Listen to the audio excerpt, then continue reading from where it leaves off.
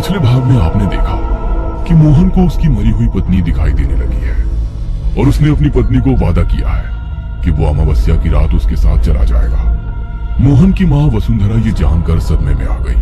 अब आगे देखो मोहन के बाबू, आपको उसी तांत्रिक के पास जाना चाहिए जिसने कुएं की बाधा का उपाय बताया था। वही मेरे बेटे को बचाने के लिए कुछ न कुछ उपाय बताएगा। जो भी करना है जल्दी करो, वरना बहुत बड़ी अनहोनी हो जाएगी। मेरा दिल कहता है वो इतनी आसानी से इसका पीछा नहीं छोड़ेगी। देख नहीं रहे हैं कैसे ये मोहन अपनी सुध बुध खोए बैठा है। वसुंधरा के कहने पर मोहन का पिता तांत्रिक के पास पहुंचता है और उसे सारी बात बताता है। जो लक्षण तुमने अपने बेटे के बताए, उन्हें सुनकर तो ऐसा लगता है कि आपका बेटा उस स्त्री के सम्मोहन में ऐसा बंधा है कि तुम्हारे कहने पर भी वो मेरे पास यहाँ नहीं आएगा। चलो ठीक है, मैं ही तुम्हारे घर चलता हूँ। वहीं चलकर पता लगेगा कि वास्तव में जो औरत तुम्हारे बेटे को दिखाई दे रही है वो तुम्हारी बहू रुक्मणी है या कोई और दुष्ट प्रेत है। बाबा अपने तंत्र का कुछ सामान लेकर वसुंधरा के घर की ओर चल देता है। वसुंधरा के घर पहुंचने के बाद बाबा तांबे के कलश में थोड़ा जल मंगवाते हैं और अपने मंत्र की शक्ति से उस जल को अभिमंत्रित करने लगते हैं।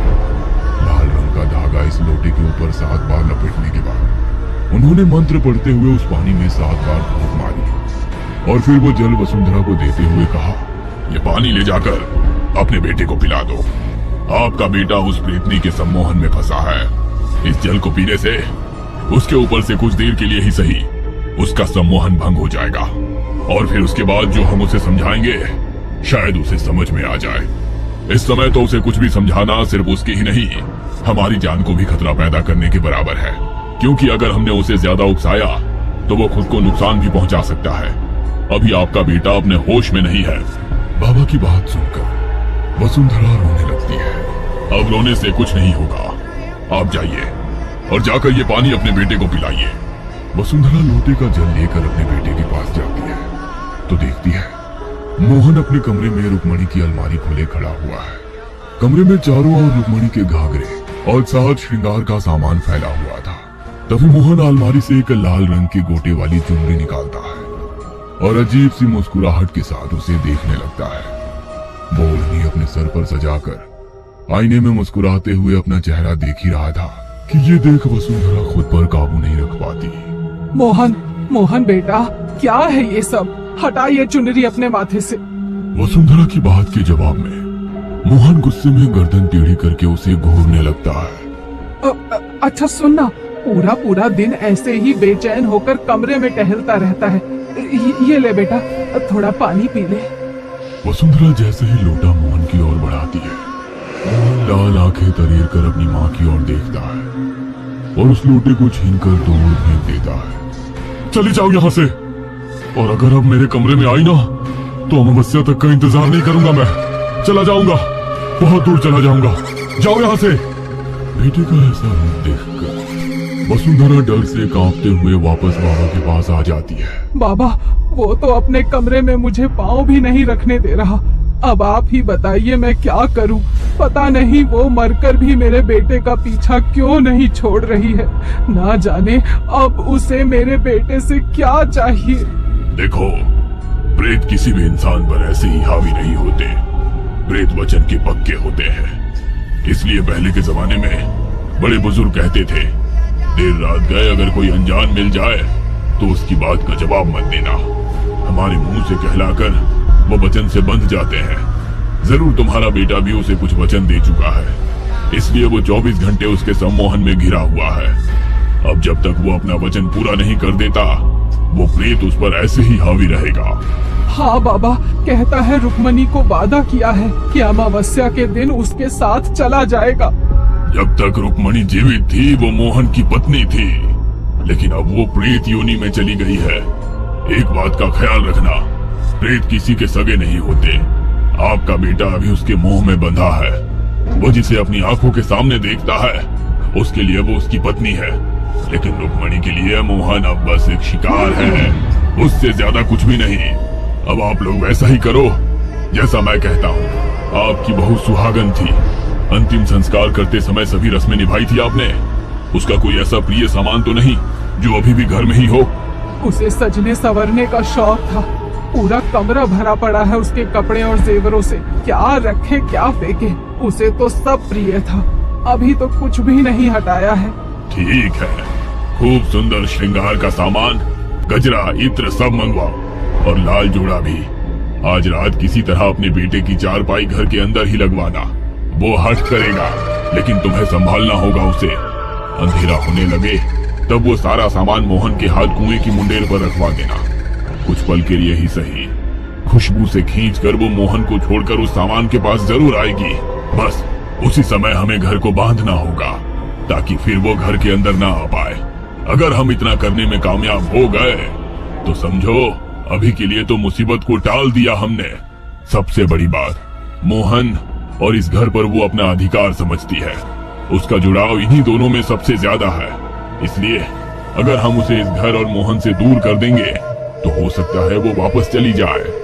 बाबा का बताया उपाय कठिन तो था, लेकिन एक आस जागने लगी थी कि शायद एक बार हिम्मत करने से उनका बेटा इस प्रेतात्मा से आजाद हो जाए। धीरे धीरे सूर्य अस्त हो रहा था और रात की कालिमा दिन के प्रकाश पर हावी हो रही थी। देखते ही देखते सूरज गायब हो गया और चारों ओर रात का अंधेरा और चुप्पी सी फैल गई। मोहन बेटा, ये देख मैं क्या लेकर आई हूँ। देख बेटा, जिस दिन रुक्मणी हमें छोड़कर गई, तुम्हारे ब्याह की सालगिरह थी उस दिन। मैं रुक्मणी को ये तोहफा देकर अपनी गलतियों की माफी मांगने आई हूँ। देख देख, उसे बहुत पसंद था ना ये सब। जा जा, ये सामान कुएं पर रखा, उसे अच्छा लगेगा।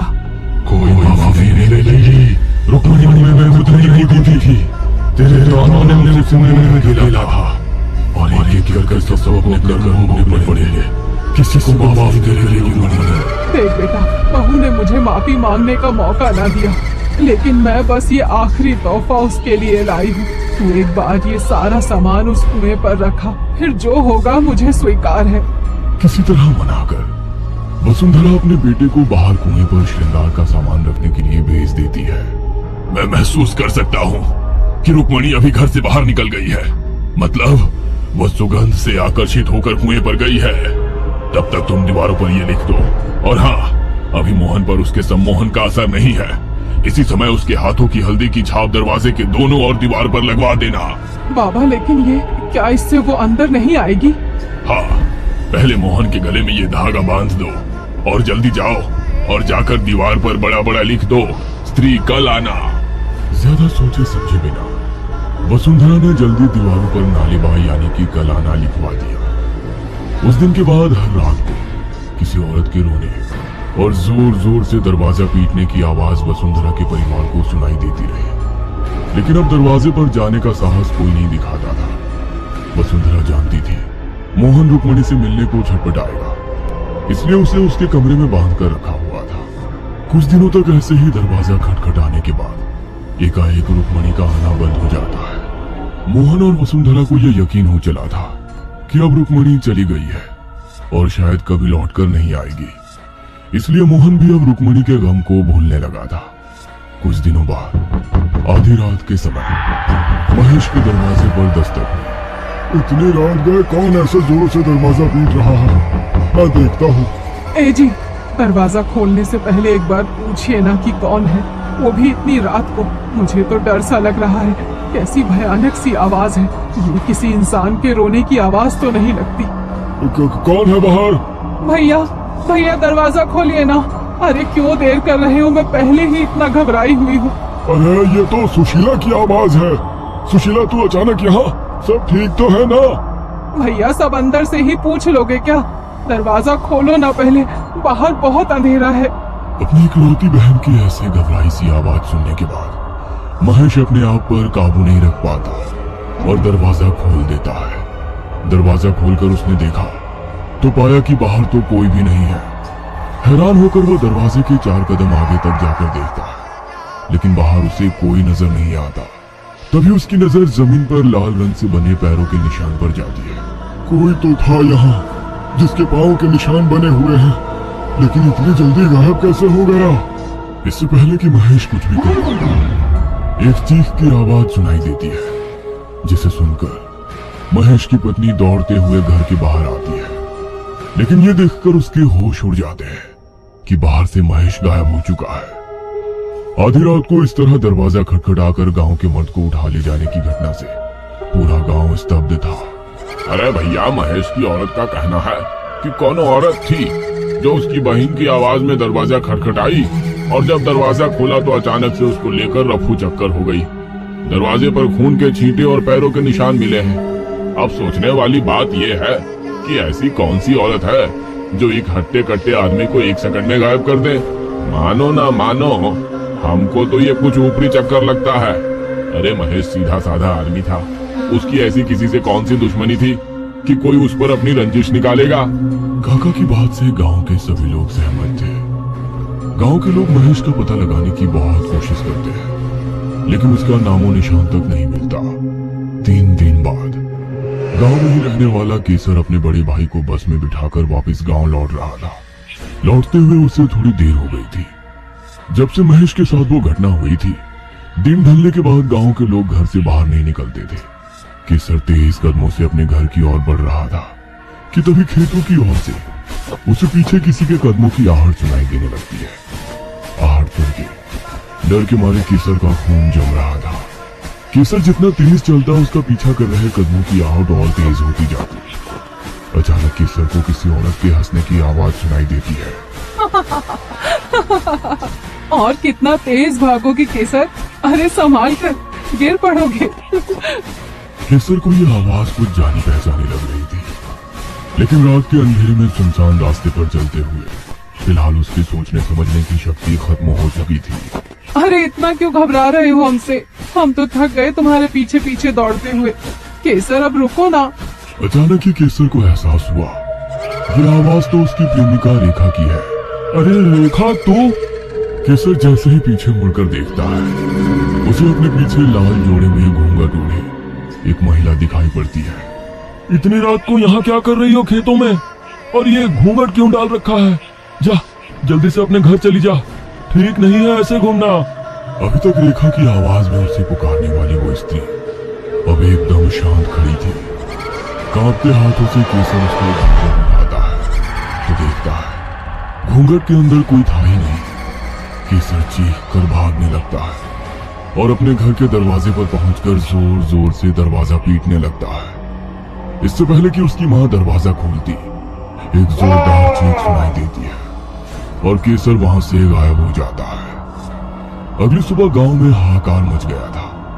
यह घटना ठीक वैसे ही घटी थी जैसे महेश के दरवाजे पर हुई थी। अपने ही घर के दरवाजे के सामने से कोई आदमी चुटकियों में गायब हो गया था और पीछे रह गए थे केवल वो लाल पैरों के निशान और खून की छींटे। अब तो गांव के लोगों में डर का ऐसा माहौल बना कि रात को क्या, दिन में भी घर से बाहर निकलने से पहले गांव के आदमी घबराने लगे। जब कोई और उपाय ना सूझा तो सभी लोग मिलकर फिर से तांत्रिक बाबा के पास पहुंचे। ठीक है, मैं खुद आप लोगों के साथ चलकर देखता हूँ कि गांव पर ये कैसा संकट आन पड़ा है। बाबा ने गांव में जाकर पैरों के उन निशानों और खून की छींटों को देखा और फिर अपनी कुटिया में लौट आए। कुटिया में आकर बाबा ने ध्यान लगाया ताकि वे गांव से गायब हुए लोगों के बारे में जान सके। जिस बात का मुझे डर था आखिर वही हुआ। रुक्मणी एक बार फिर से लौट आई है और इस बार वो बहुत गुस्से में है। पहले तो उसने मोहन को अमावस्या तक का समय दिया था, लेकिन अब तो वो सीधा मर्दों को उठाकर ले जा रही है। लगता है अब वो गांव के किसी भी आदमी को बख्शने वाली नहीं है।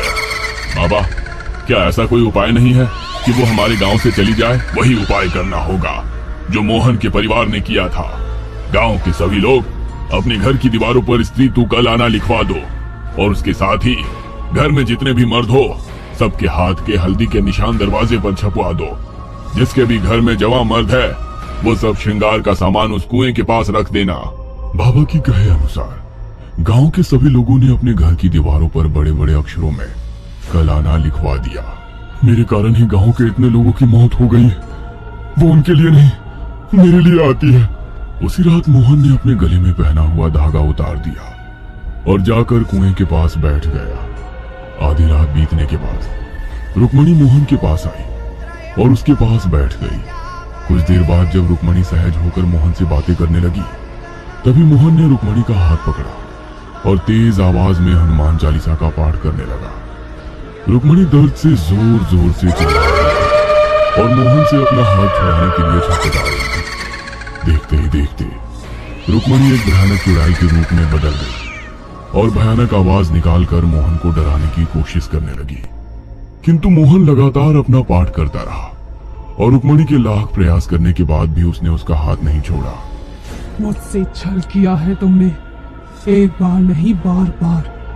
आज तो मैं जा रही हूँ, लेकिन मैं लौट कर आऊंगी जरूर।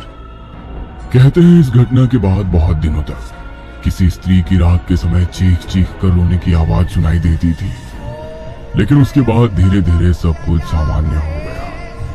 मोहन का परिवार रुक्मणी की मौत के बाद कभी भी उबर नहीं पाया।